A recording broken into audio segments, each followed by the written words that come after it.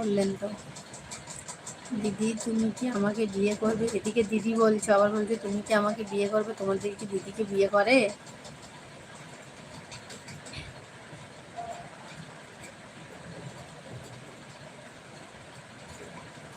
Please যারা যারা active আছো, আমার যে সমস্ত বন্ধুরা অ্যাক্টিভ আছো, যারা যারা অনলাইন আছো, সবাইকে বলবো সবাই প্লিজ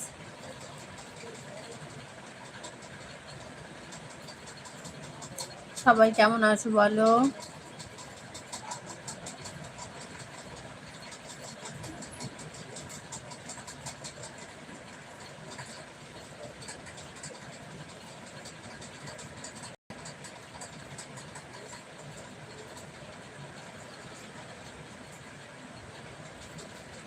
তাহলে আমার জন্য 3টে রুটি আর আলুর দম করে দেবে বলো, তাহলে যাব।